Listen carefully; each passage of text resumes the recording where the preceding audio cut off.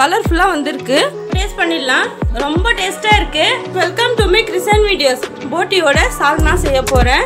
தேவையான பொருட்கள்: வெங்காயம் 2, 3 தக்காளி, மிளகாய் பொடி, மஞ்சள் பொடி, கடலை பருப்பு, வெங்காயம், தக்காளி கட் பண்ணியாச்சு. சமைக்கிறதுக்கு ஆரம்பிக்கலாம். குக்கரை ஏற்றிட்டேன். வெங்காயம் சேர்த்துக்கலாம், தக்காளியை சேர்த்துக்கலாம், போட்டியை சேர்த்துக்கலாம், தேங்காயை சேர்த்துக்கலாம். 6 விசில் விட்டு எடுத்துடலாம். வாங்க வீடியோக்குள்ள போகலாம். Hi friends, welcome to my kitchen videos. இன்னைக்கு கிறிசன் வீடியோஸ்ல என்ன ஸ்பெஷல்னா ஒரு டேஸ்டியான டிஷ் பண்ண போறேன். அது என்னன்னா போட்டியோட சால்னா செய்ய போறேன். அது எப்படி செய்யலான்னு பார்க்கலாம். நான் இது ஃபுல்லாக வந்து க்ளீன் பண்ணி வாஷ் பண்ணி கட் பண்ணிலாம் வச்சுருக்கேன். ஃபுல்லாகவே சின்ன சின்ன துண்டாக கட் பண்ணிக்கோங்க. இது ஃபுல்லாக ரெடி ஆகிடுச்சு. இப்போ நெக்ஸ்ட்டு வந்து இதுக்கு தேவையான பொருட்கள் பார்க்கலாம். வெங்காயம் 2 எடுத்திருக்கேன், 3 தக்காளி, புதினா கொத்தமல்லி தேவையான அளவு, 3 பச்சை மிளகாய். அதுக்கு தேவையான மசாலாக்கள்: மிளகாய் பொடி காரத்துக்கு ஏற்ற மாதிரி சேர்த்துக்கலாம், மஞ்சள் பொடி, தனியாத்தூள், இது வந்து சால்ட்டு தேவையான அளவு சேர்த்துக்கலாம்.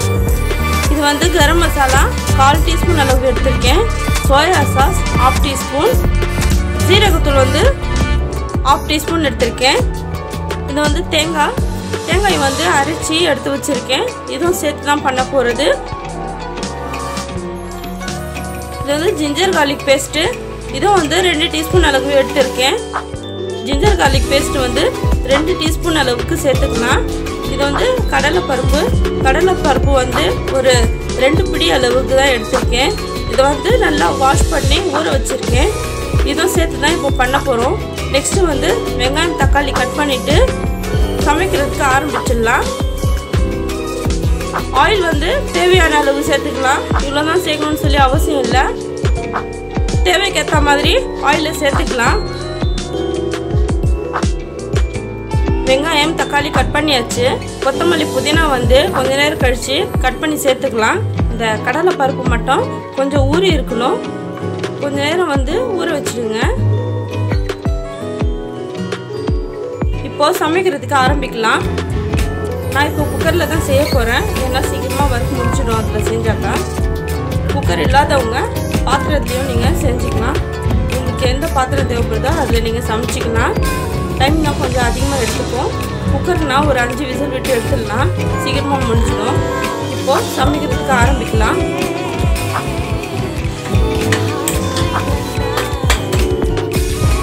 அடுப்பை ஆன் பண்ணியாச்சு.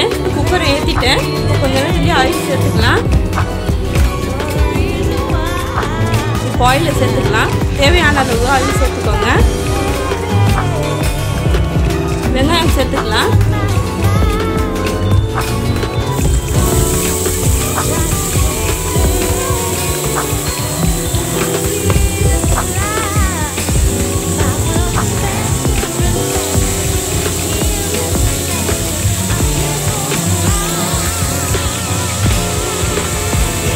வெங்காயம் கொஞ்சம் லைட்டாக வதக்கிக்கோங்க.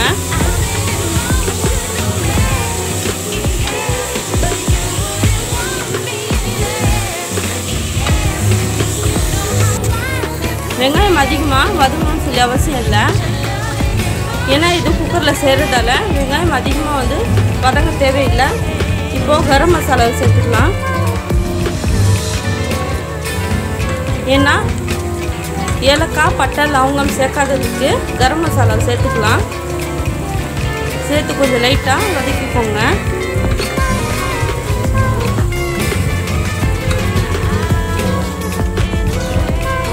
கடலைப்பருப்பை சேர்த்துக்கலாம். கடலைப்பருப்பை சேர்த்து கொஞ்சம் வதக்கிக்கோங்க.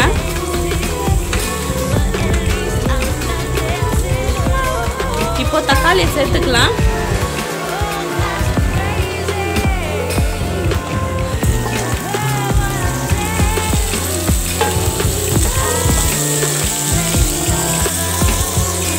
தக்காளியை சேர்த்து வதக்கிக்கோங்க.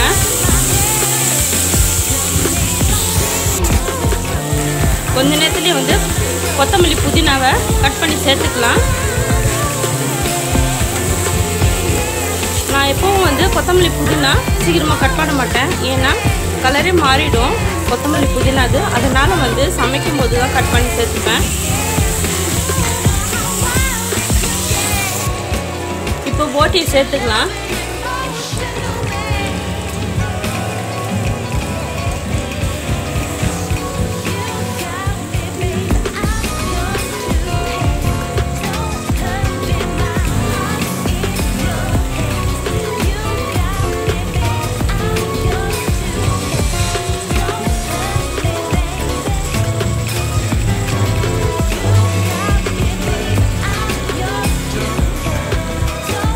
போட்டியை சேர்த்தாச்சு.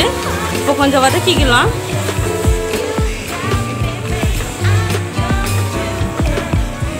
இதை போட்டி சால்னான்னு சொல்லுவாங்க, போட்டி கிரேவியும் சொல்லுவாங்க. எப்படி வேணாலும் எடுத்துக்கலாம். இப்போது போட்டியை சேர்த்தாச்சு. கொஞ்சம் நேரத்துக்கு வதக்கிக்கலாம்.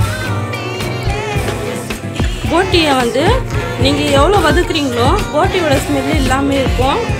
அதனால தான் வந்து வதக்குறதே.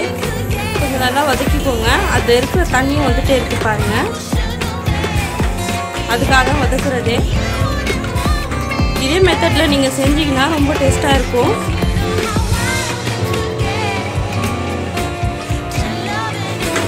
பாருங்க எவ்வளோ தண்ணி வந்துருக்கு. வதக்கிட்டே இருந்தாக்கா இந்த தண்ணி எல்லாமே காஞ்சிடும். காஞ்சால் தான் வந்து ரொம்ப டேஸ்ட்டாகவும் இருக்கும். அதனால தான் வதக்குறதே.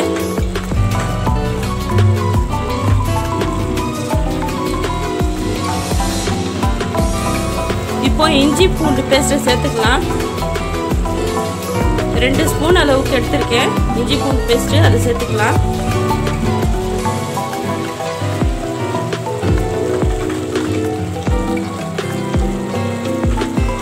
இஞ்சி பூண்டு பேஸ்ட்டு சேர்த்து வதக்கிக்கோங்க.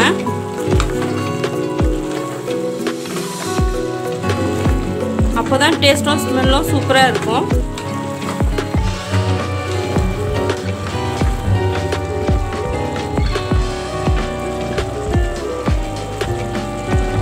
தேவையான அளவு உப்பு சேர்த்துக்கோங்க.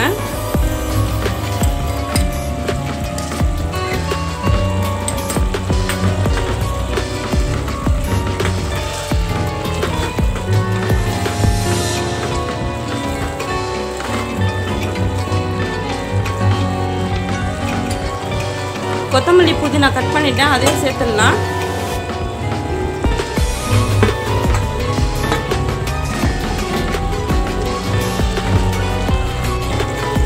இப்போ மஞ்சள் பொடி சேர்த்துக்கலாம்.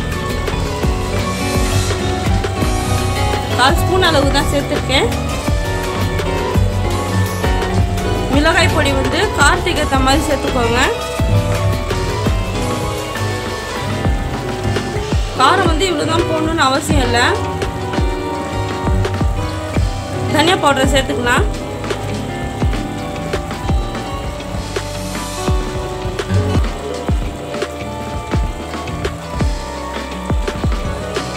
ரெண்டரை டீஸ்பூன் அளவுக்கு தனியா பவுடர் சேர்த்துருக்கேன். சேர்த்து கொஞ்சம் வதக்கிக்கோங்க.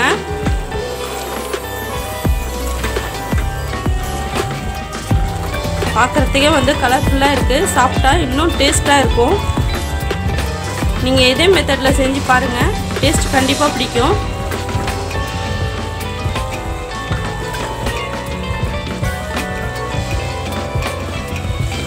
கொஞ்சம் நேரத்துக்கு வந்து திருப்பி விட்டுட்டே இருங்க. இப்போ இது கூடயே வந்து சீரகத்தூள் சேர்த்துக்க போகிறேன், டேஸ்ட்டுக்காக தான்.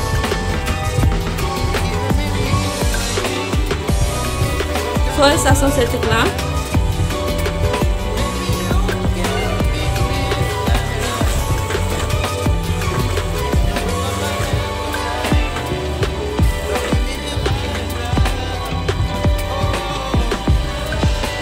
இப்போ எல்லா மசாலாவும் சேர்த்தாச்சு. கிரைண்ட் பண்ணி வச்ச தேங்காயை சேர்த்துக்கலாம். தேங்காய் பாலும் சேர்த்துக்கலாம், இல்லைன்னா டைரெக்டாக தேங்காய் அரைச்சி சேர்த்துக்கலாம். நைஸாக அரைச்சிக்கோங்க தேங்காவை.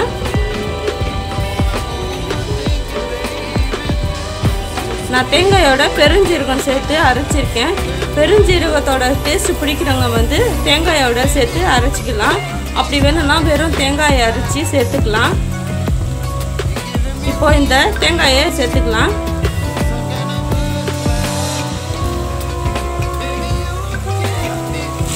தேங்காயம் சேர்த்தாச்சு. கொஞ்ச நேரத்துக்கு கலந்து விட்டுட்டு லிட்டு போட்டு க்ளோஸ் பண்ணி விட்டுடலாம். தண்ணி அதிகமாக சேர்த்துக்காதீங்க வேக வைக்கணும்னு சொல்லிட்டு.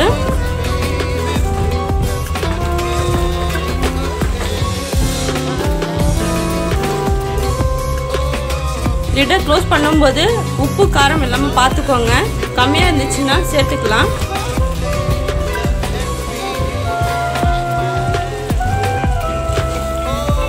எனக்கு உப்பு காரம் இல்லாமல் கரெக்டாக இருக்குது. இப்போ தண்ணியை சேர்த்துட்டு லிட்டை போட்டு க்ளோஸ் பண்ணிவிட்டு வேக வச்சிடலாம்.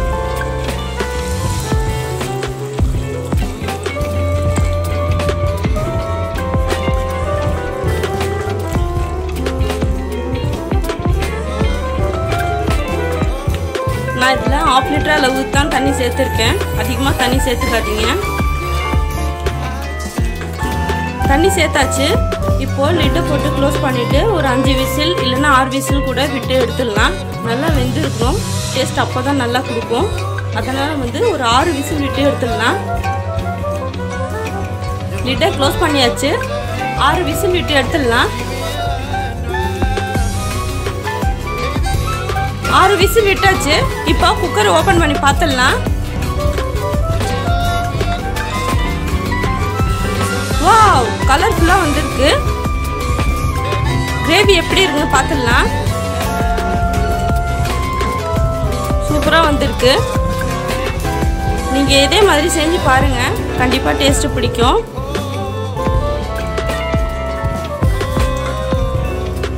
இப்போ கொஞ்ச நேரத்துலேயே டேஸ்ட் பண்ணிடலாம். கலர்ஃபுல்லான போட்டி சால்னா ரெடி ஆயிடுச்சு. இது போட்டி சால்னாவும் சொல்லுவாங்க, போட்டி கிரேவியும் சொல்லுவாங்க. ஸோ இப்போ ரெடி ஆயிடுச்சு. டேஸ்ட் பண்ணி பார்த்துடலாம். ரொம்ப கலர்ஃபுல்லாக வந்திருக்கு. இப்போ டேஸ்ட் பண்ணிடலாம். ரொம்ப டேஸ்ட்டாக இருக்கு. நான் பண்ண மெத்தட்லேயே நீங்கள் செஞ்சு பாருங்கள். டேஸ்ட்டு கண்டிப்பாக பிடிக்கும்.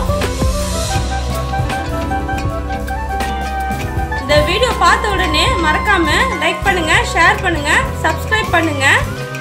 இதே மாதிரி டேஸ்டியான ரெசிபியோட நெக்ஸ்ட் வீடியோவில் பார்க்கலாம். அது வரைக்கும் பாய்.